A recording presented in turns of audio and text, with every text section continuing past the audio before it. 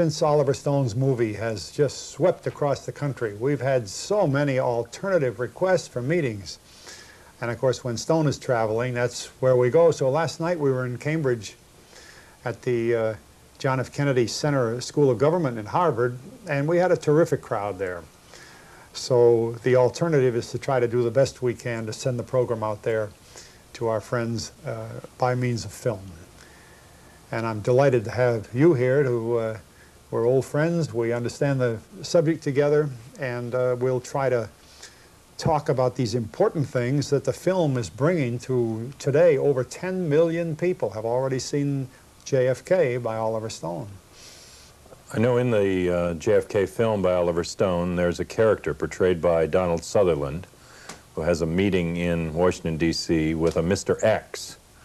And I wanted people who've seen the film to realize that Mr. X is based on large part, in large part on your career. And I thought I'd let them know then who Mr. X is and who Colonel Fletcher Prouty is, and the work that you've done. And so I'd like to start by asking you about your background in the U.S. military. When did you enlist, and what was your training, and what duty did you do? Did you see combat? What were your jobs in the military?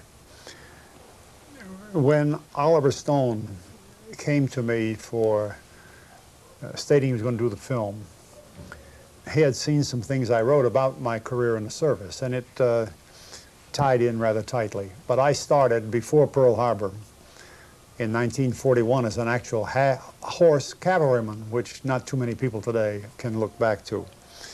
And I served after that, when we got rid of the horses in 1941, in the tanks, and actually served under General Abrams, who later became our senior officer in Vietnam. He was a friend of mine all through my military service. I already had a flying license, so the Air Force sent me a letter one day and suggested that I transfer from the Tank Corps into flying, which I did with pleasure. Went to flying school, immediately sent to Africa, where I served in the Africa Middle East wing of the Air Transport Command. One of the jobs I had there started me in this work that begins to be interesting as far as clandestine operations are concerned. I was sent to the Cairo conference, the conference between Churchill, Roosevelt, and Chiang Kai-shek from China. And from there went directly to the Tehran conference, which was between Roosevelt, Churchill, and Stalin. This was the first time they had met together. And what most people don't know is that Chiang Kai-shek, the Chinese leader, was there also. Now this was November, December of 1943. And historians have still not been told that Chiang Kai-shek was there. How do I know? I was the pilot of the plane that flew them from Cairo to Tehran. Furthermore, in the air at the same time was a plane flown by a friend of mine, flying Elliott Roosevelt to Tehran. After my assignment in the Middle East, I was transferred to the Pacific, and there I flew heavy transports in the Pacific area until the war ended, when I was on Okinawa, mostly flying patients from that horrible Okinawa campaign back to hospitals in Hawaii. And one day we heard that the war had ended. It hadn't surrendered, but the Japanese had quit not long after the atom bombs were dropped in August of 1945. And the unit I was flying with was asked immediately to start flying into Japan. The only air base we had not bombed, anticipating that we might need one when we went in there, was at Atsugi.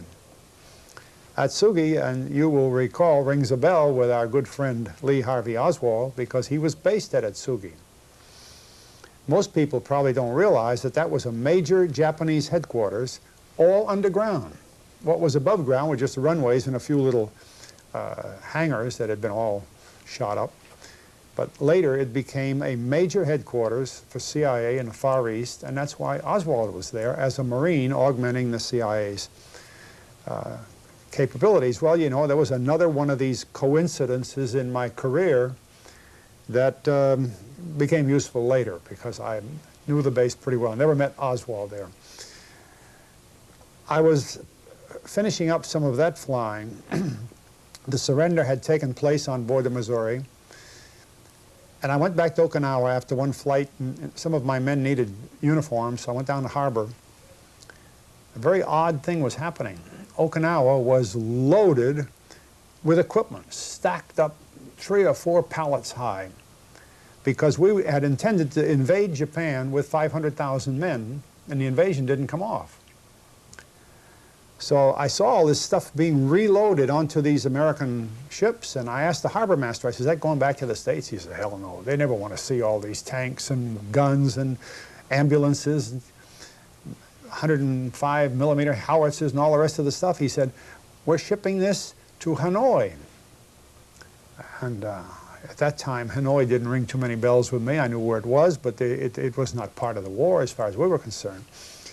And he said, that's half of it. The other half is going to Korea.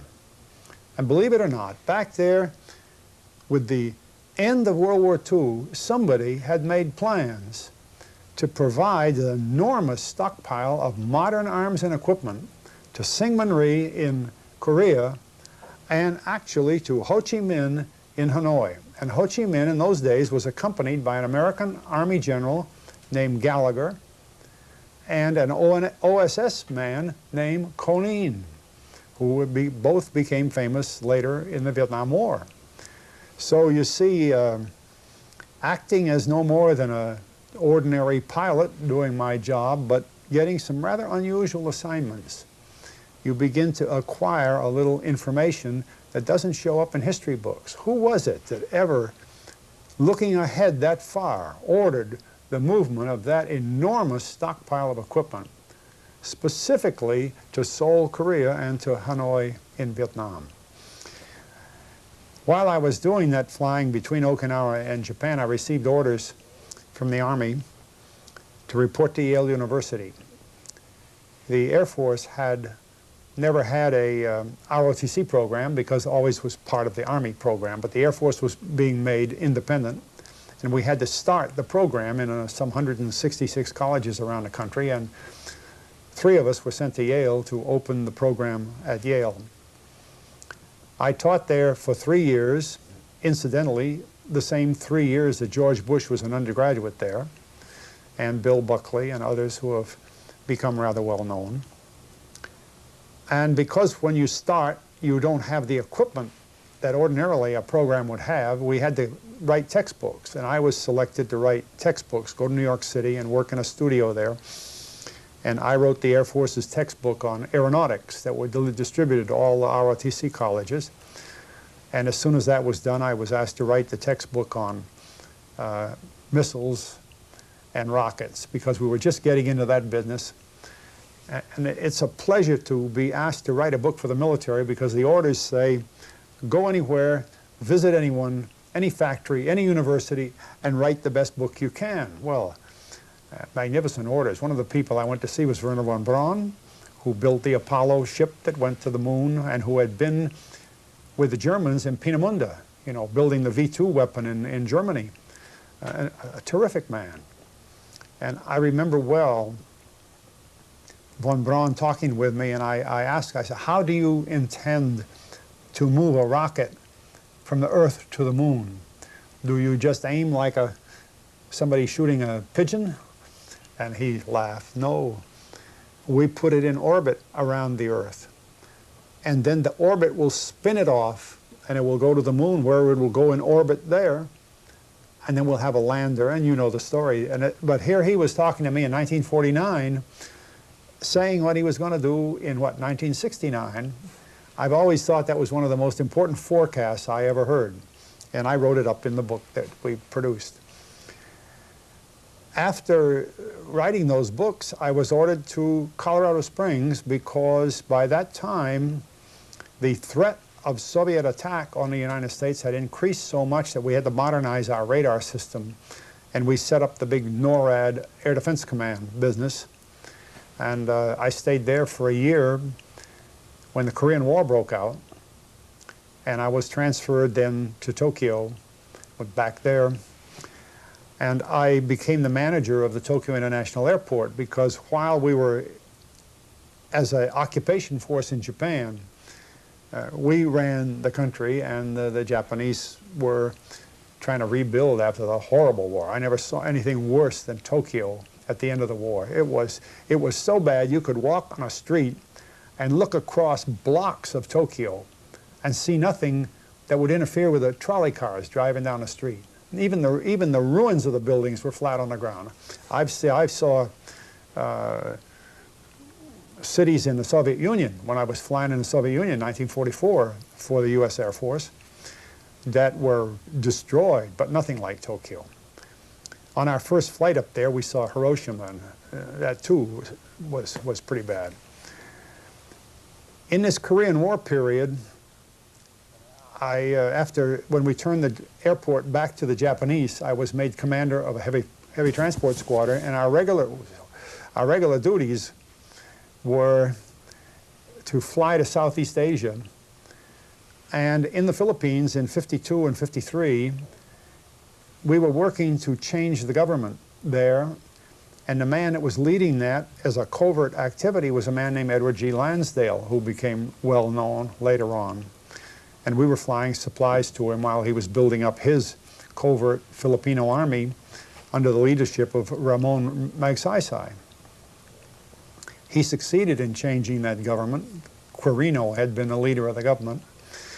And he moved his people over, the Saigon military mission created by CIA into Vietnam, and my job for flying included Saigon and Bangkok, actually all the way to Saudi Arabia, across South Asia.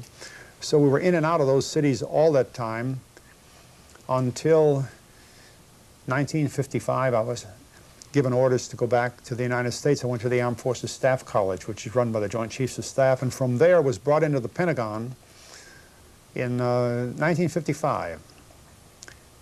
Under Eisenhower, the National Security Council had published a very important directive that defined covert operations. And in the process, the decision had been made that whenever the CIA was going to perform a covert operation, rather than duplicate equipment and bases and ships and aircraft, they would turn to the Air Force, to the military, and get equipment and use military equipment to the extent possible for the covert operation. So this meant that the services had to create an organization, a global organization, to be ready at any moment to provide this, to do it in great secrecy so that money would never be short. We always charge the money to a special fund and run it in such a way that the agency could deny or plausibly disclaim, as the words in the law say, that the United States had anything to do with it.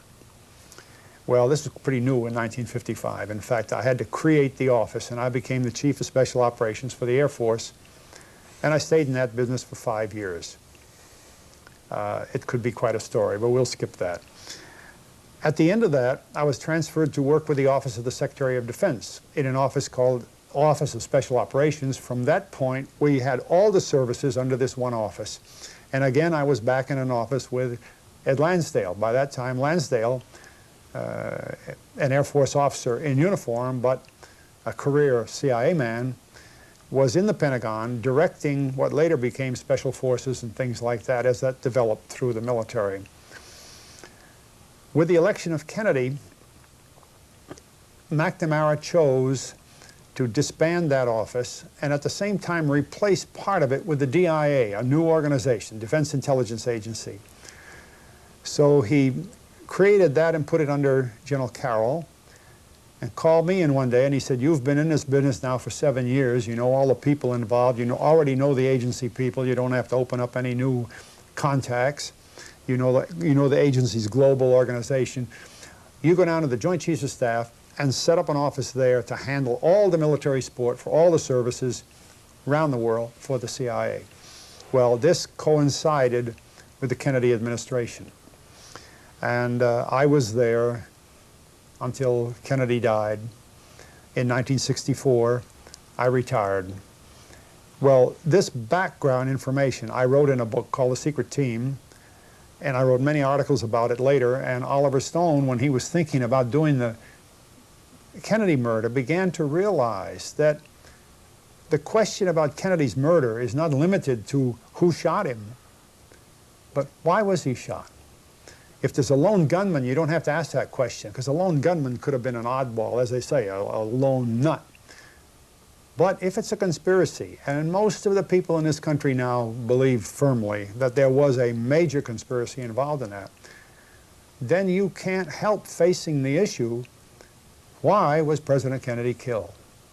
And Stone thought that was important enough to build on the Garrison book, which is probably one of the best books written on the subject about his trial and all of the antecedents to that, but to include also the Man X role, and that's how I backed into his films. He needed somebody to build it on who knew the other side of what was going on in Washington at that time. I didn't know he had made Man X until I saw the script some months later. But it was one way to present, as he does, the drama of that event. And of course, John, you're very familiar with that.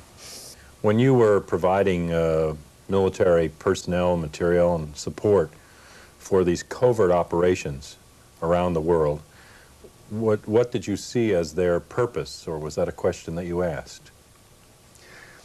John, I know you read my book, and I think this was at the heart of it.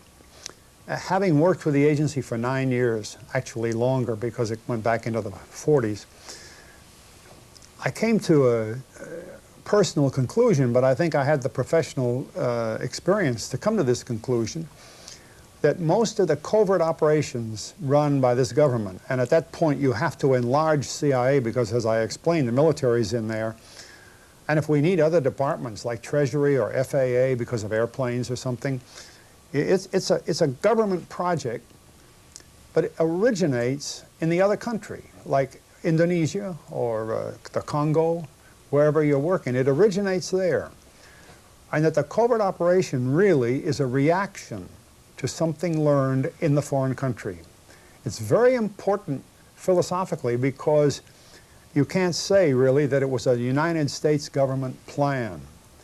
Now, if the CIA puts on its intelligence hat and is studying intelligence in Africa or some other place in the Middle East, and they come up with a need for secret intelligence, they actually run that with a different network because it usually doesn't require guns or anything. It's just secret intelligence.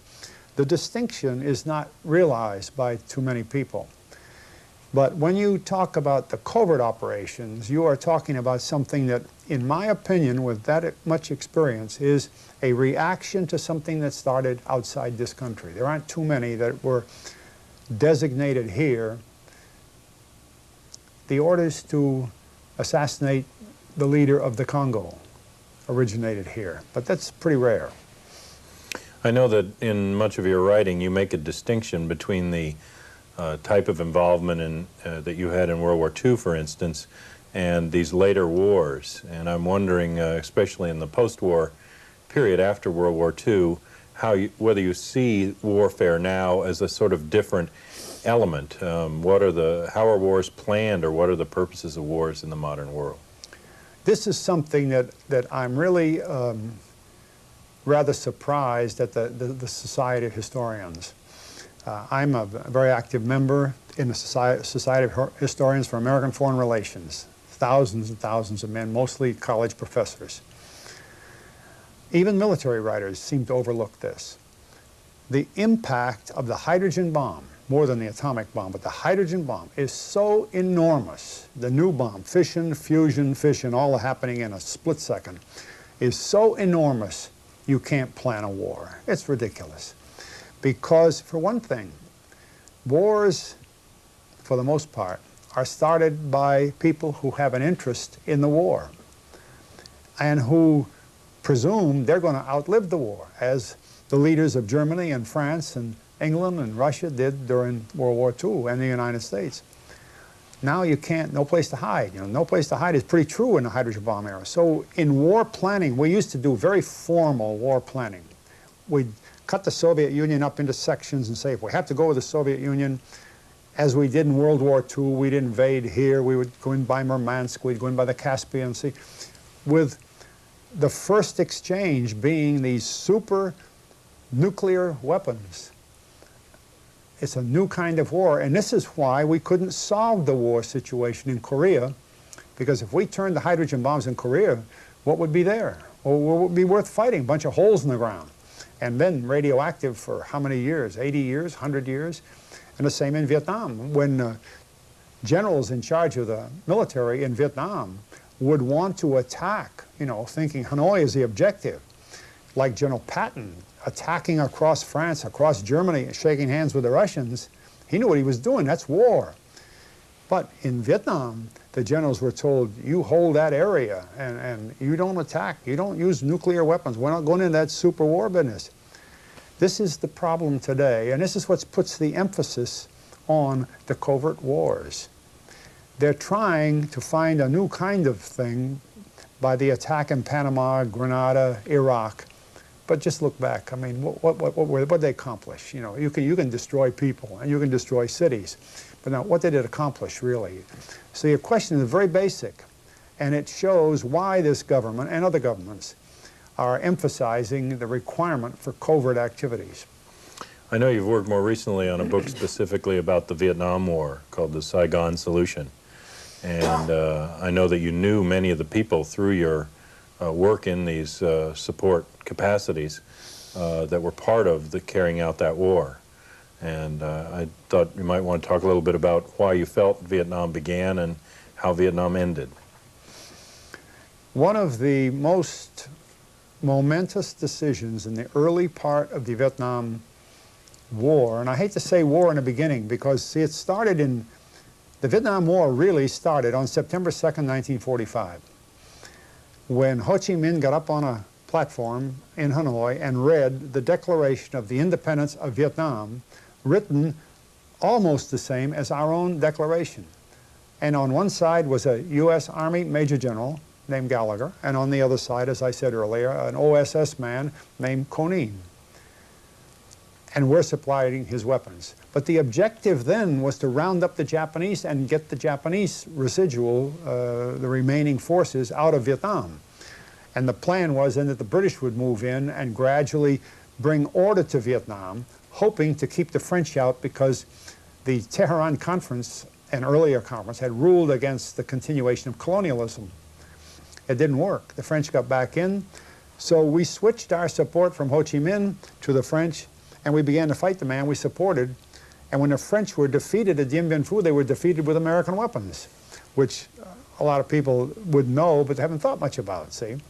So the decisions to do this were done covertly, and the CIA brought people in what was called the Saigon Military Mission. It was not very often in Saigon. It was not military, and it had more to do with the Vietnam War probably than anything else. And that mission was headed by Edward G. Lansdale as a colonel in those days, with many others whose names we've heard throughout the period of the Vietnam War without realizing the enormously important role that they played when that mission was established in 1954. Our troops didn't land in Vietnam until '65. So it was all a CIA operation from '54 to '65. Who were some of these people?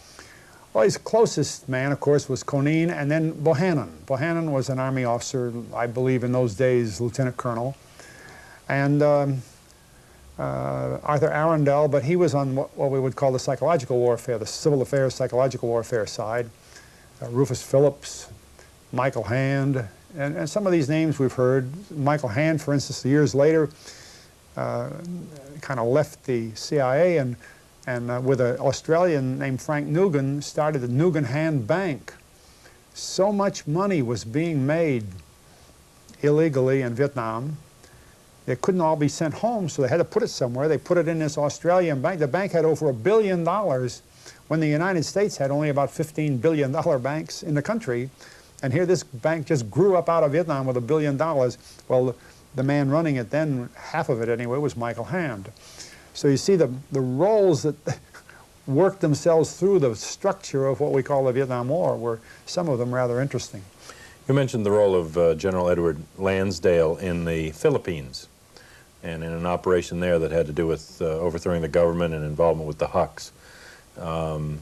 These people, I assume, were also key characters in other similar operations like the Bay of Pigs. Yes.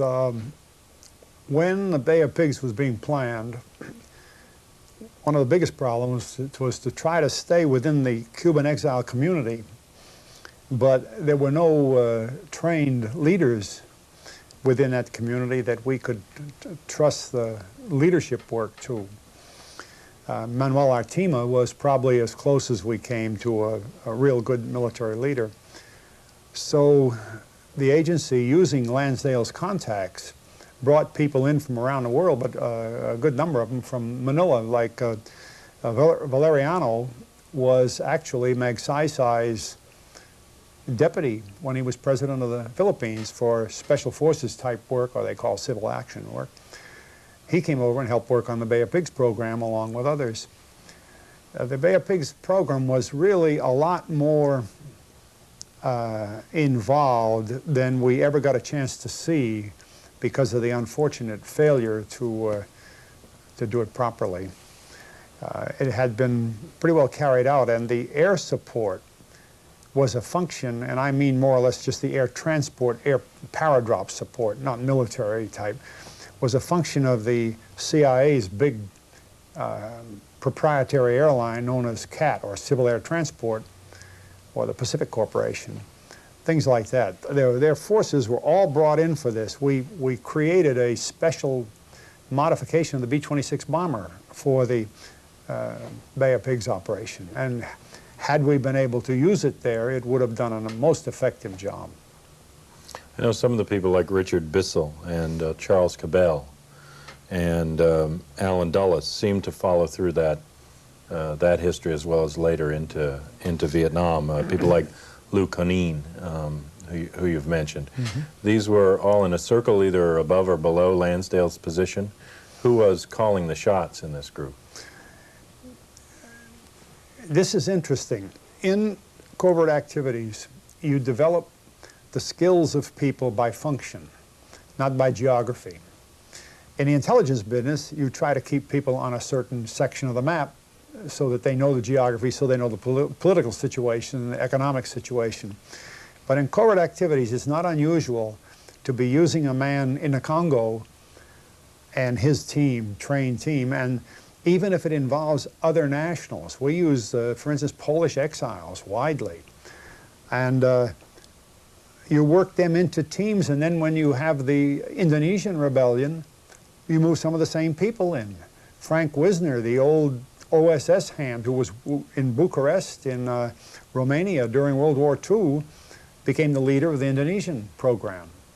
So your observation is correct, and Lansdale, of course, being really the legendary prime man in this business, was involved in many of these things, especially in the Pacific area. This work included, I assume, also assassinations of government leaders or particular individuals. When did you begin to think that the assassination of President Kennedy might have fit this same mold? I had known through experience that assassinations were called for in certain activities, usually as a fallback. Not, you know, if you can talk a guy into leaving, you do it. But if it doesn't work, or if the other people in the country can't work with the man even in a compromised situation, the decision is made that there must be an assassination. And during the 1976 hearings under the Church Committee in the Senate, this was finally revealed, even though the agency tried to overlook the situation. It never hit me more strongly than early in Kennedy's administration, when a major general that I knew very well, Air Force officer, came back from a meeting in the White House. And as he went by the door of my office, which was just across the hall from his, he said, "Prouty, go down to personnel and get me retirement papers right now." So I went down to personnel, got him retirement paper. Here was a man that might have been Chief of Staff of the Air Force, a very well-known general. So as I brought the papers in, "What's the matter, General?" He said, "I can't agree with it." He said, "We're sitting in the White House, we're talking about a certain program." He said, "The man that they're talking about is as anti-communist as anyone in the world, although they have certain arguments against this man, and they're going to remove him. And they can't remove him peacefully, he won't go. They're going to kill him. He said, I'm quitting. I won't go through this. And he walked out of the Air Force that afternoon. Well, obviously, that was a lesson to me because I had not been personally in that kind of situation. Although I had provided aircraft for teams that were going for these jobs, I didn't ever see it that close as when that man told me what they had decided. Next morning, I read in the paper that the man was dead, the man, the head of the country. Put it together, you know all you need to know about assassinations. Did you have a sense at the time that you resigned in 1964 that that the murder of Kennedy was suspicious in some way? By that time, in fact, within days, I was positive of it. There were so many things not done. The secret of an assassination plan is to remove the protection. If you've been living in a neighborhood where you think having a big German Shepherd dog is necessary for your safety, and if that dog is gone, somebody come in the house because the dog's gone. They won't come when the dog's there. See, if you remove the protection, you're going to have somebody assassinated. And it was evident in the area of Dallas that the Secret Service coverage either didn't exist, was at a minimum, and that the normal military augmentation of Secret Service coverage had not even taken place. And although I happened to be in New Zealand on the day President Kennedy was killed, and I was having breakfast with a congressman from the United States, we heard on the radio that the president was shot dead. And as soon as we could, we went out on the street and bought a newspaper from a man selling extras. And I saw a picture on the front page of the paper of that Texas school book building, which I'm sure had to have been taken, you know, right away and photocopied and sent around the world. And windows were open. And I turned to the congressman and I said, you know, something is seriously wrong. The Secret Service closes windows. The military, you have plenty of people, close the windows and put stickers on them. Don't open the window till the president goes by. And then you put a man outside with a radio and he looks at the building, just a glance at the building. He knows the windows are closed, so everything's all right. But if a window opens, he gets on the radio. There's a man up on a roof with a sniper gun watching, and other men come through the hall, go and see why the window was open and shut it. I mean, that's protection. You want to keep the president alive. You're not going to take the bubble top off his car. You're not going to put him in a car that isn't armored. The Secret Service didn't use an armored car. If the bubble had been on it anyway, it was nothing. It wouldn't have stopped bullet. J. Edgar Hoover made a report to Johnson on that. He said that bubble top, whether it was on or not, didn't make any difference. It was worthless. He said, I wouldn't ride in that car across the street. So we noticed immediately, just being off in New Zealand in this paper, things that when I got back to Washington, I found out there's no way in the world that the president had been protected properly. Well, that can't happen. You train thousands of military men to do the job. They're going to do the job. That's their business. You train Secret Service men year in and year out to do the job. They're going to do it. But I called one of the military units to talk to a friend of mine because I had worked on that kind of business. And he said, you know, somebody called my colonel and said, we don't need your unit in Dallas. Well, he wasn't too shocked, although he was only in San Antonio and could have come up easily, because he figured they were going to put another unit in Dallas, and, you know, it wasn't his job. He'd stay there. He found out afterwards that they didn't. Well, then who called? Who knew ahead of time, for reasons of the assassin's point of view, not to have that military unit there? You know, it would have to know code words. He would have to know all the secrets of how this thing is done. And I've done that. I've gone to Mexico City when Eisenhower went down there, preparing the road for our military units to augment Secret Service in Mexico City. We used extreme caution. It took weeks. And then Eisenhower just casually walked down the Avenida, the main street in the middle of town, and he's safe. At least he's as safe as you can make it. Well, that didn't happen. And you could see that right away in that first newspaper. And then when I got back to my office with the JCS and I had other resources to check other things, by the time I retired, and it wasn't just because of that, I had already arranged a job, but it was pretty much my whole idea of what I was doing came to an end right there. 9 years was enough. And I had no doubts that the murder was a carefully planned job and that Oswald was a patsy, no question about it. And that the murderers were professionals that I knew existed, because Lyndon Johnson himself, before he died, said, "We operate a murder incorporated," meaning we operate people who can murder, but incorporated. That means in perpetuity. A business that is incorporated means perpetual.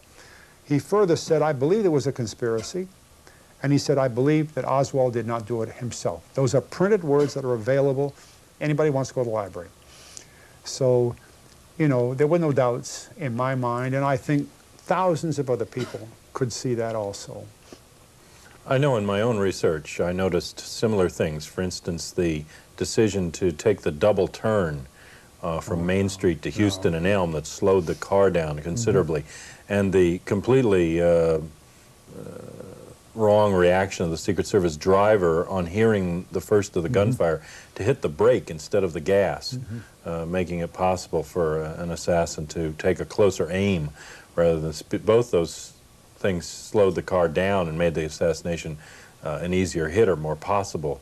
And there were other indications that direction, but beyond that, many unusual things happened that day, November 22nd, at levels even above the planning in Dealey Plaza, that led me to think that this had to have been orchestrated in a military fashion, as a coup d'etat, on the highest level. You know the story well about my mother and the Pentagon, knowing that the plans about Vietnam were reversed immediately. I also, in my work with enlisted people during the Vietnam War, talked to Strategic Air Command bomber pilots at Wright-Patterson Air Force Base who were in the air that hour, and told me that when they heard the news that Kennedy had been shot, they raced for their code books, the books and special lockers that link them to the cryptic codes from the White House, command rooms, or the different command and control centers, or the president himself, that would have allowed them to participate in a nuclear or national emergency response. In each of the planes in the air that hour, they told me no code books were to be had. The lockers were empty. That's reported also for Air Force One by Pierre Salinger.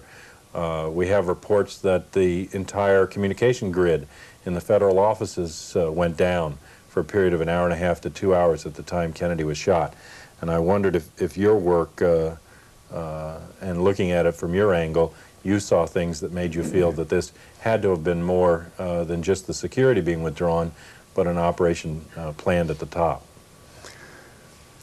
Well, you know, I think I've told you, John, I was aware of your mother's role, that the work she did was just not too far down the hall from where I worked. I didn't know her, but you know, we knew that they were doing that planning, because every time something would change in the war planning, it was reflected in the Joint Chiefs of Staff, of course.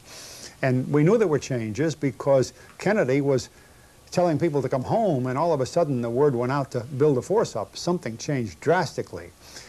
And the other side of it is, I have never been able to find out why, or to even find a rational idea in my own mind, why the Kennedy cabinet was on the way to Tokyo at the time he was killed. I don't know of any time when most of the cabinet for any president was going any further than across the river. You know, here they all were on an airplane on the way from Honolulu to Tokyo when they hear about the president being shot. That's quite unusual. Or even the little line in the Pentagon Papers that says so much. Ambassador Lodge, who had come from Saigon to the meeting in Honolulu before a large staff, which was a customary thing, including these cabinet officers, then it said, on the 22nd of November, Ambassador Lodge flew to Washington to speak to the president. Didn't say which president, because by the time they wrote the Pentagon Papers, they knew President Kennedy had died. Why couldn't they find a little bit of space to put in President Johnson, because that's the day Kennedy died, or they go on for pages after that, never mention Kennedy's name, although it was, I mean, why are people playing with the record like that? See, or why are they playing with the protection system in Dallas? And what's motivating the Strategic Air Command to do what it did? If people want to say that Castro or the Mafia or Khrushchev or anybody had the power to do that sort of thing, they're really not thinking clearly about what this assassination was. It was a major, controlled coup d'etat that was absolutely effective. Because if Oswald had any role at all, and he had been with the CIA, and I can tell you clearly that a Marine assigned to Atsugi was a selected CIA man. A Marine that can get out of his service and go to Russia and live for 18 months and then go back to the American embassy and say, I've decided not to leave the country, I'm going to go back to the States, and they give him his passport, and then the money to go back with his wife and child came from the State Department. They paid his way back. I mean, you know, what's going on? So there is so much of a fabric of this assassination, as you're pointing out, that really the hardest thing for me to see is why the Warren Commission had the temerity to even publish that document. I mean, the Chief Justice of the Supreme Court is putting his name to a document that I can't believe he didn't know was wrong, along with all the others. It's just unbelievable. Where did that pressure come from? How do you tell a Supreme Court Justice what he's going to do? You can't do it by walking into the court with a staff of lawyers. He'll tell you what to do. Well, my mother, who was in the Deputy Chief of Staff's Office for Personnel, was planning manpower analysis and national draft call figures 5 years in advance, and knew that there were plans to withdraw the troops from Vietnam. And I know that you were in meetings in that period at the end of the Kennedy administration where those plans were being discussed, and that there were national security memoranda developed about it. There's quite a bit of controversy now in the press, and many claims that this is a sort of absurd motive that Stone has given, or a fanciful idea. And I wondered if you could speak to whether or not you feel, from your experience there and what evidence you had at the time, that in fact Kennedy would have pulled out of Vietnam entirely. This has been one of the surprises of my work with the film. You see, I was familiar with this National Security Action Memorandum number 263, which was dated October 11th, 1963. The principal finding of that memorandum was that Kennedy was going to bring all U.S. personnel, didn't say military, didn't say CIA, didn't say State Department, all U.S. personnel out of Vietnam by the end of '55. The next day, the World Around printed U.S. Stars and Stripes paper that's for the military, that was the headline, all Americans out by '65. You know, it was not a secret. It wasn't casual. It was a major importance. And yet, some of these writers who have attacked Stone for the veracity of his film ought to know better. It's a public document. But more than that, I have a government printing office book, and of course I have my own records too, because I was working on these papers, that was printed in 1991, current, and it shows clearly in the period from August to November 1963 that there were more than 50 meetings that were attended by Kennedy, Rusk, McNamara, and Maxwell Taylor. Sometimes Kennedy might not have been there, but then he'd be represented by either Bundy or somebody else like that. And my boss. My boss is referenced in every one of those meetings, General Krulak. And when General Krulak would come back from those meetings, the usual thing was to call to us, one or two or three of us there, here's what happened today, here's what we've got to do for tomorrow, you research this, we'll put it together, and for tomorrow when you go back to the meeting, we had all this material for them. Now, we worked intensively on this program for that period, August until November. It was not a casual program. We had access, in my part, I had access to CIA. The other part of the staff had access to NSA. We had access to the money crowd. We would be up on Congress on Capitol Hill. It was a completely controlled effort by the president. He sat there running these committees. It was not some thing held like the Iran-Contra hearings by somebody brought in for the job. The president was running. So anybody that wants to say that the film overemphasizes the significance of that paper and Kennedy's intent thoroughly to get Americans out of Vietnam, it doesn't understand history. And he didn't say he was going to leave Vietnam high and dry. There's more to it. He said he was going to build Vietnamese forces. He was going to supply them with what they needed. He was going to pump money into Vietnam, but not American troops. And in 1963, for those who haven't looked at their history carefully, No American military people were operating in Vietnam under military commanders. They were all assigned to a structure that was under CIA operational control. Now, there's a big difference between American troops under CIA control or troops under their own commanders.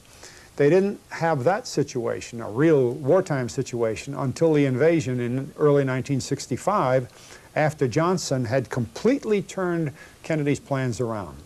So the importance of that document is enormous, but it wasn't the original one. It started back in 1961 in July with another document, number 55, that I won't go into, but historians should, because they can't understand how this other document came unless you know that for 2 years that planning was going on, and it would have continued on into after Kennedy's re-election into his second term. We'd have been out of Vietnam. There wouldn't have been a war in Vietnam. That turnaround that Johnson presided over, I know, was at least at the planning stage by the Monday following the Kennedy assassination, when my mother was given figures by the Joint Chiefs to plan for a 10-year war and 57,000 dead. Ahead of time. Yes. You know, that was on November 25th, 1963. She was given those figures. They were accurate, weren't they? Yes. The planning for how many? 10-year war and 57,000 dead, right on target. We had, what did we lost 58,000 men. Yes, 57.5 or 58. It's amazing, see? And so it wasn't, I think, just a reversal of policy. It was really a leap forward, a complete conceptual change, it seems to me, in the way the war would be carried out. There was a document in draft form, written, strangely enough, on November 21st of 1963. And the draft form of the document that President Johnson signed on the 26th of November is called National Security Action Number 273. But the draft is interesting because there doesn't seem to be in the government documents any of the detail that we have on the 263. This just appeared by itself. They claim as a result of this Honolulu conference that was so strange. And yet there's a major change in the philosophy of the Kennedy papers as it sort of swings over into the Johnson era. But that was written before Kennedy died. It was dated November 21st. It was just a draft, but it was dated November 21st. Mr. Bundy, who was in the White House at that time, sent that draft, and he may have been the originator of that draft, according to what we hear, to his brother, William Bundy, who was in the Defense Department with us, with the note on it that, I have worked on this, would you read it, see what you think about it, and show it to McNamara? Well, the interesting thing is, if you read Arthur Schlesinger or any of the others who were involved in this Honolulu conference, that McGeorge Bundy, the author of the draft, and Mr. McNamara came back from Honolulu on the same plane, flying practically all day, although Schlesinger says they left at night, well, you know, flying together for many, many hours on the plane. What was to stop Mr. Bundy from showing it to Mr. McNamara while they were flying? They were right there together. So there's enough there to present the feeling that somehow somebody knew things were going to change within the next couple of days. It's like Lodge's trip to talk with the president. Which president? See, these are fascinating little details from the manpower viewpoint of your mother's work to these others, and none of them have been answered. None are adequately answered. Do you have a sense, you mentioned Oswald and his defection to the Soviet Union and strange circumstances under which he would return. Do you have a sense from your work in support of the intelligence community how a patsy like this could be set up? Are there pools of such characters, doubles, cutouts? I mean, how is something like this done? Where are they chosen from, and to what extent do you think Oswald meets that pattern? Also, who do you think set Oswald up? In my work, the role of George de Mohrenschildt, Ruth and Michael Payne, who are depicted as the Williams in Stone's movie, were central to moving Oswald in Dallas, who he knew, where he went. All the jobs that Oswald had seemed to have intelligence connections, and he seemed to be somebody that just was taking orders until he got to the position where he realized where the orders were leading him. I have no difficulty in seeing Oswald through his brief career as a CIA man, from his Marine work to going to Russia, coming back to Dallas, where instead of meeting Marxist Russians, he met de Mohrenschildt and these other throwback to the white Russians, you know, the anti-Marxist Rush bull. And why did that community pick him up if he had proclaimed himself a Marxist? And then this unusual occurrence that he was just happened to have this job in the school depository building only 2 weeks before the president's car was set to go by. That's the typical leading role that you use an agent for. You move him into things so that when something is needed. Why did he work with a photography company that was doing highly classified Army photography work? How did he get into those things if he wasn't right in the middle of intelligence work? I have no problem, and I mentioned Atsugi, no problem. He wouldn't have been at Atsugi if he wasn't in this kind of work. And then with the assassination, I would say that his role, he probably didn't know this, was to provide for the mechanics, 2 men or 3 men, the positioning they needed for the little structural work they do before they fire their guns, like maybe the week before. And then, like the old pirate, after he's raided the ship, he goes and buries his gold on a desert island, and he has these people dig a big deep hole and throw the gold in there. What does he do first? He shoots them, drops them in with the gold, and then nobody tells where the gold is, see? So you have to get rid of Oswald, not because he was a killer of Kennedy. That wasn't what Ruby's job was, to keep his mouth quiet. That's a little fantasy, but how else could his role have come around to that? And it fits the pattern because the mechanics are not from this country, and they need somebody that can get them into the Daltex building, the depository building, up on a grassy knoll, or wherever they were. You know, they can't do that by themselves. They can't ask a policeman for that, for the help. And that man is going to be removed. That's where the patsy comes in. Were some of the people who carried on these earlier historical operations then in a position to run this operation at the ground level in Dallas? Who was in Dealey Plaza? Yeah, you would never know because the coding won't permit face-to-face.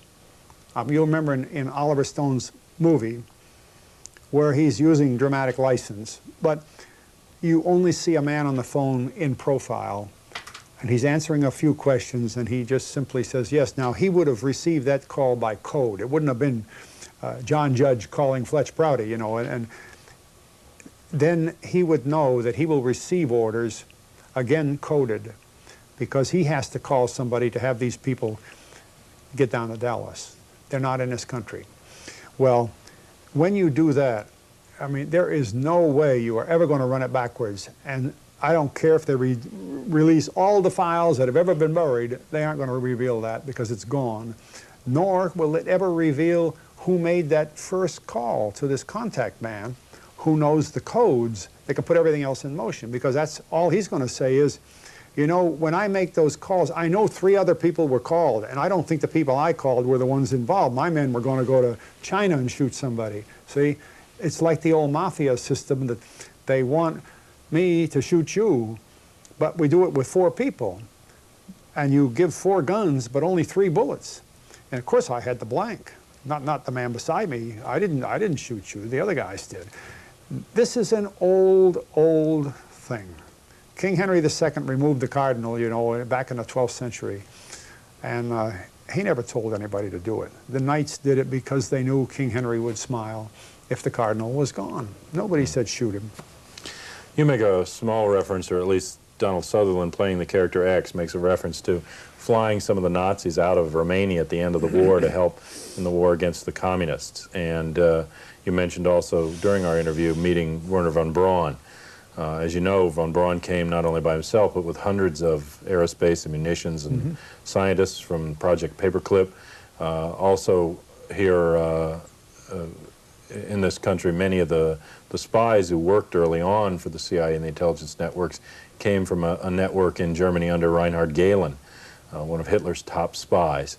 I found in my work, and so did researcher Mae Brussel, who you knew, numerous Nazi connections to the John F. Kennedy assassination, including Walter Dornberger, a general who had been a mentor to von Braun and who actually thought up the idea of the space shuttle in Star Wars, was the employer for many years of Michael Payne, whose wife Ruth Payne housed Marina Oswald. Ruth Paine got Oswald the job at the book depository there at the corner in October.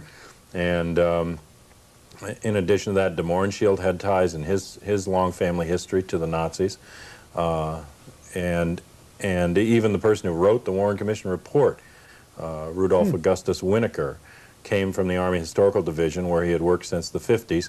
He had been an official historian of the Reich for Adolf Hitler and was brought into this country. And the Army Historical Division was apparently the early drop point for the Gehlen network. And I wondered if you had a sense in your work of the role that these Nazis played when they came in and how central they were to the Cold War history. The reason I've alluded to the work of the OSS in Bucharest, in Romania, under Frank Wisner, one of their leading agents, is because that as the Soviet army was coming to the border of Romania, there was an interval of about 10 days while the Germans were fleeing and the Russians were coming in. A peace treaty was signed with Romania by the United States and the Great Britain. And in that little interlude, they rounded up 750 American POWs, mostly air crewmen, have been bombing the Ploesti airfields. And I received a call from General Giles in Cairo to set up about 35, 40 aircraft to go to a little remote field in Syria where a freight train would come by. And we went there early in the morning, and these 750 American POWs jumped off the train, came running toward our planes to be flown to Cairo, and intermingled with these men, we didn't know it till we started talking to some of them on the airplane, were Nazis who were being taken out of Romania and the Balkans by the OSS for pretty obvious reasons. They knew all the intelligence in the Balkans, they knew the intelligence in the Ukraine and other adjoining areas of Russia, and they wanted to preserve them. They didn't want the communists, they want, even though Russia was our ally, I mean, this was the beginning of the Cold War. I had been ordered to fly into Russia only about 2 weeks before this other flight, and I lived up in Russia for a little while, doing a certain mission up there, which was Army mission. We had no knowledge at the time we went up there to Syria to pick up the American prisoners that among this group of 750 Americans, some British, that they were going to be these Nazi intelligence specialists. Of course, they weren't identified to us, but we realized they weren't Americans. It's only later, when we talked to the general in Cairo, that we found out who they were. And they were a top professional Nazi team that knew all the agent networks in the southern part of the Soviet Union, southwestern part, and the Balkans. So from that point of view, they were invaluable. But this was an effort run against the Soviet Union, our ally, at that period. And I believe that probably this is the first step on record of a Cold War move of major importance. You talked about General Gehlen. The agreements made with Gehlen were made actually before the war ended. He had made a deal with certain American intelligence people, General Seibert for one, that he would lay low, bury his files, and surrender as soon as possible, rather than draw attention to himself on the Nazi side. And Gehlen, of course, was Hitler's prime intelligence general, a terrific prisoner for us to gain. But the object of this was basic to setting up the Cold War material, you see, because Gehlen's intelligence information accounted for the rest of the western part of the Soviet Union and all of Eastern Europe.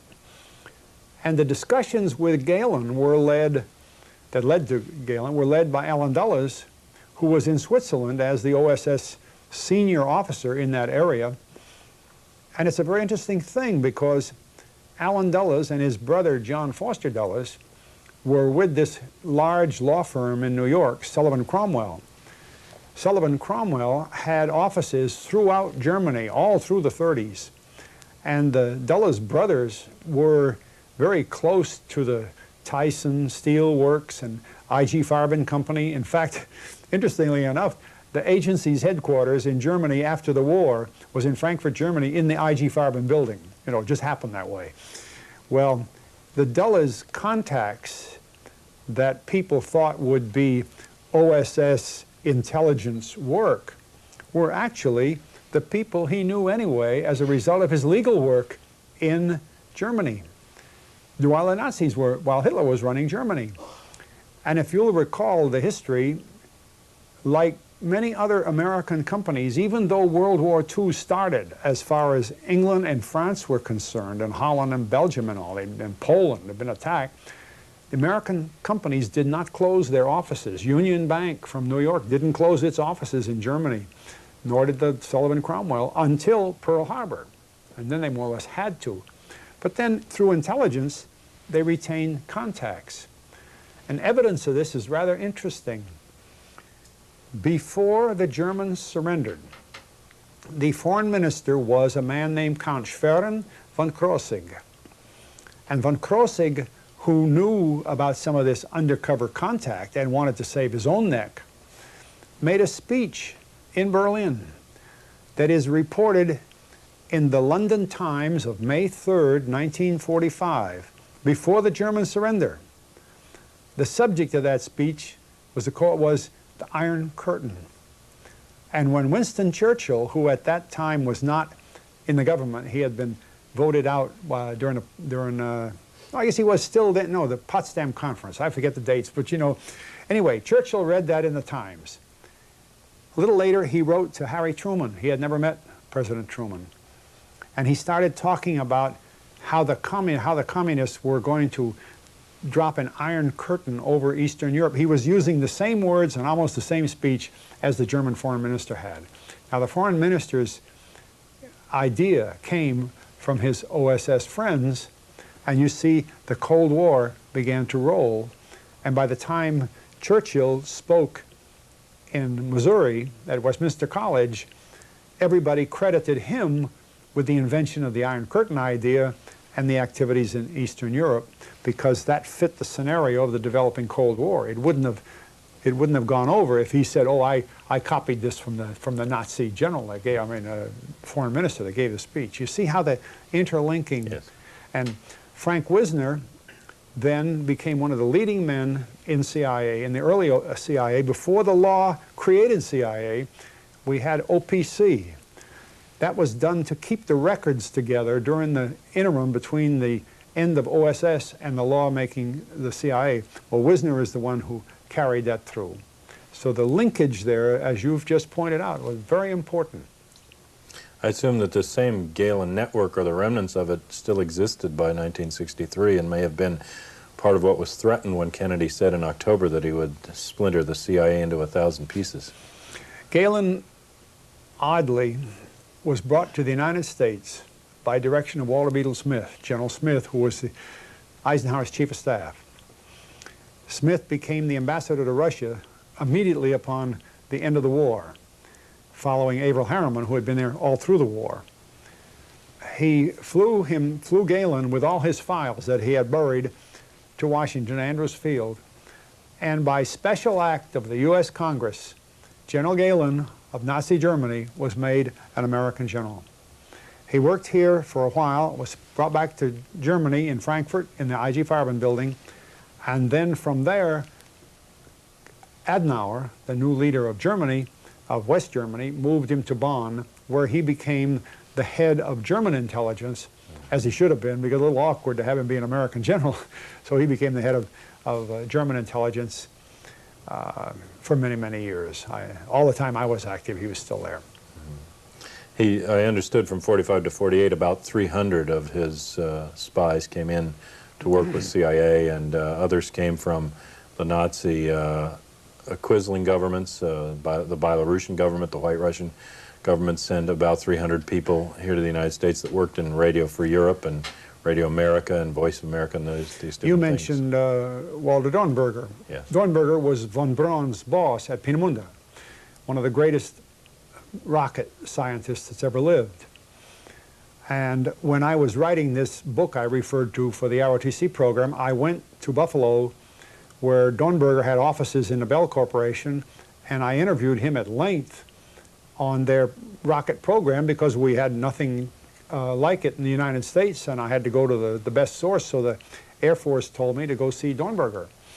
Well, the link between Nazi Peenemünde and their rockets and the Bell Corporation and the acquisition of Bell by the Textron Corporation and the gaining of the big helicopter contract for Vietnam, the Huey helicopters, and then into some of the lore of the Dallas era, which you've mentioned, and the Payne family and people like that. It's just too linked to be casual, see? And I know from the talks I had over a few days with Walter Dornberger that he was well aware of the fact. In fact, he told me that he was trying to help Bell get ahead with jet engines. That was new in those days. And he did. Bell had a fine jet airplane for a while. But they moved quickly into helicopters where there was a big opening. And it was because of Dornberger's experience and his relationship with von Braun and the people who had brought him out of Germany. Yeah. And later we had a more or less formal program within the structure that I was working in called deepwater flights. We flew thousands of Germans from CIA's airbase in Wiesbaden to Andrews Field in the United States. There's a book out called Blowback that tells the story, but thousands of them. Many were technical experts, and we needed the technical experts and so on, but this is what tended to heat up the Cold War so fast. I always thought it was significant that both Allen Dulles, who you mentioned in terms of the plans for the secret surrender of Galen after the war, and the High Commissioner of Germany, the Allied High Commissioner after the war, John J. McCloy, who worked with Sullivan and Cromwell and was a Rockefeller banker for many years, sat on the Warren Commission. McCloy was responsible for pardoning many of the key Nazis at the time of the Nuremberg trials. Another key figure in this scenario, I think, is Leon Jaworski, who worked for the Army at the Nuremberg trials, I believe undermined the prosecution of the Nazis at those trials, came back, left there and worked for International Red Cross Rescue Division, which provided the Glossenspiel, the phony IDs for some of the rat line Nazis and the movement of Nazis out of Germany under false ID or to hide them in the DP camps. And he later worked for a CIA conduit fund, the J.M. Anderson Fund in Dallas, and then suddenly shows up as the official liaison between the Dallas police and the Warren Commission investigation.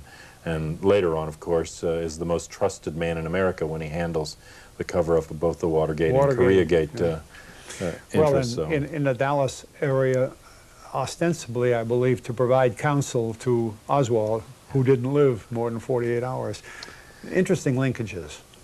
When you were at this level, I mean, I'm sure you got a sense of how things are done. You mentioned earlier that some disgruntled oil men or angry Cubans or mafia enemies of Kennedy could not have pulled off the job at the level it was done, nor have covered it up. To move beyond that level, could the Joint Chiefs of Staff or the Defense Intelligence Agency or the CIA or a renegade element in those groups have pulled off the job and covered it up, or does it go beyond that? The answer, of course, is not simple, but it's tucked away in facts that we all can think about. The Central Intelligence Agency is called an agency on purpose. Law makes it that, which means then it works for somebody.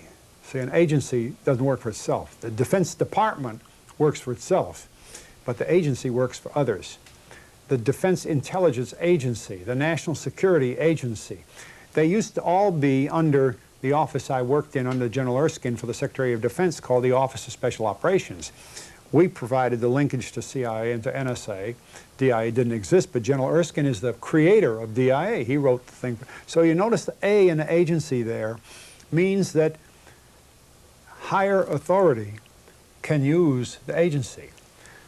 And at that point, you learn pretty quick that higher authority doesn't necessarily wear a uniform or the pinstripe of State Department. It's higher. I remember during the war hearing that a close friend of Winston Churchill, Lord Denning, who somewhat like the Chief Justice here, would talk about Churchill in his, he knew Denning very well, in his just conversational talk, using the term high cabal. And he would turn to friends and say, you know, if Churchill is talking about a high cabal, what's up above there, see? But we live with that. We know that. And you've mentioned different companies that have been in General, like Sullivan Cromwell, and the links between I.G. Farben and General Electric had. But if you study those structures, the Brown and Harriman interests, they existed in Germany all through this period and only reluctantly closed down at the Pearl Harbor time, but the linkages remained. As soon as the war ended, they were right back in there again, you see. These are important to try to understand this because, in my point of view, the Kennedy family was oriented more to the European power structure than they were to Asia. And I think that had a lot to do with why Kennedy didn't want to get involved in Vietnam. He'd much rather see our money and our forces and our interests back in Asia, where his friends and his father's business friends, who were among the group in Brown and Harriman and so on, that's where they worked. I thought it was interesting that some of the founders of Brown and Harriman, as well, Averell Harriman and some of the key bankers that were linked to the Deutsche Bank and the money in Germany in those years, were Skull and Bones graduates in Yale, and I believe it's 1909, along with Prescott Bush, George Bush's father. And he seems to have had financial and other ties with them going way back. Prescott Bush was running the Combine. In fact, I think for a while he ran Union Bank, which was part of that. And of course, it all goes back, in one respect, to the enormous wealth derived from the oil industry. And to understand that, you begin to see some of these other horizons, and we may want to talk about that one of these days, because if there is this much being done at the high cabal level, you have to believe that it is being done because of enormous amounts of money. And just for one little clue, lifting the corner of the tarpaulin here a bit, between 1973 and 1980, when we had the energy crisis and we're waiting at gas stations with our cars to buy a little bit of gas at an exorbitant price, the same oil sources in the Middle East, 5 countries, that received $15 billion for their oil in 1973, received $300 billion for roughly the same quantity of oil in 1980. So it's so profitable. I mean, how can you think there isn't an interest in the oil business and their bankers and their lawyers and the collateral firms like the automobile industry and the aviation industry that run with it? Well, I think it's only here in America where the press and the pundits and the historians even seem to buy into the idea of coincidence theory, that nothing links to anything else, whereas in Europe the immediate question in a political assassination is qui bono, or who benefits. And what are those benefits besides the profit? It would seem to me that the motivating forces behind conspiracies on this level are not only the profit, but its perpetuity, but control of resources around the world like oil, and other types of political control. And unfortunately, it leads into another area that is too much overlooked, is the disregard for the peoples of many of these other areas, because in the search for oil, sometimes the people that are already there get in the way, and so you begin to accept Malthusianism that, well, it wouldn't hurt to wipe the people out. They're not going to have enough food anyway, and Darwin said the fittest are going to survive, but not the unfit.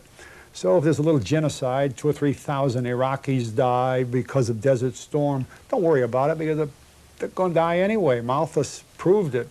Darwin convinced us the better people will, you know, that's behind a lot of this, not just capitalism, communism, and so on. And yet, under the ground in Arabia, in Iraq, is one of the biggest oil reserves known in the whole world. So we're protecting interests in Iraq. The Iraqis don't own those companies. How do you think, from this point, the case in the John F. Kennedy assassination could best be solved? I know that getting the records loose is one of the goals that we've been working on recently, but those records are not going to tell us the whole story. They're little snapshots. It's worth looking at them. We get a little bigger piece of the picture, but ultimately, at this point, what should we research if we're going to do that? What's the next step? Because this hurdle has been established, that so many records are out of reach, we've got to erase that. it would surprise me if it's much more than a decoy deal. But there's material in there, and experts know how to read these records and get more out of them than the congressman did. Because if the congressman got the answers out, you can be sure they would have rushed to the papers. But they hid the records because probably they were worthless. But anyway, we should get them because they must be removed. But the next thing is, and this is what's going to, I was talking to Oliver Stone about this last night, the people are going to see his movie and they're getting interested. So they're getting interested in freeing these records from this control that there's 75 years. But the next step is, if they're freed, and if the Warren Commission report is just demolished, and we know that Oswald was nothing but a patsy and so on, the American public is going to sit back and they're going to say, all right, now why was Kennedy killed? What really is behind this? These records don't prove it. The Warren Commission didn't, you know, there was something more. And can you imagine what that's going to be? That's the explosion that's around the corner. This film is only starting it. But when the records come free, we'll study them. And there may be a lot more in there than most people think. The congressman must not have thought so, but I want them to bring the military records out with the CIA and FBI and other files. I think ONI, the Navy, will have records that they didn't even see up there. Once that's done, at least we know what the platform is. But that next step is going to be big, because who can give the authority to act upon what's in the records? I would say only Congress, as almost by unanimous vote, and the president, you know, or one or the other trying to outgun the other one. And right now, I don't see Congress able to unite behind it. And if they aren't able to unite behind it, I think Mr. Bush or any other president will sort of ignore the problem, because every president since Kennedy has been killed says the Warren Commission suffices as far as he's concerned. He's perfectly happy with the lone gunman up there on the 6th floor. Give or take Lyndon Johnson's recanting of that a few months before he died, when he said, I believe in a conspiracy, Oswald didn't do it alone, and we operate Murder Incorporated. We murder perpetually. Now, I think that winds up the story at that point. We know that many of the witnesses, Penn Jones, the researcher, suggests maybe as many as 175 have died strangely or in violent circumstances. We know that much of the evidence has been destroyed or altered since the time of the Kennedy assassination. And we know that the phony autopsy that was done at Bethesda was an illegal autopsy under Texas law, and that the body should have never been removed. One researcher in a recent meeting in Dallas, where I was on the case, suggested walking into the courthouse there in Dallas and convening a grand jury and beginning a full trial investigation in Dallas with the evidence that's left, the witnesses that haven't come forward, and putting it back on route. Do you think that there's a possibility at that level of opening it up as a trial or an investigation? John, you don't have to research that. The law of the United States is that every murder must be tried in the state where it occurred. The state of Texas owes us a trial. You can have a trial against John Doe. So you're right, the means are there, and it has to be done according to law. And there's nothing to stop the state of Texas from doing that, except Lyndon Johnson told them, don't do it, see? But that's a fabricated thing, too, see? That's the story, up to here anyway.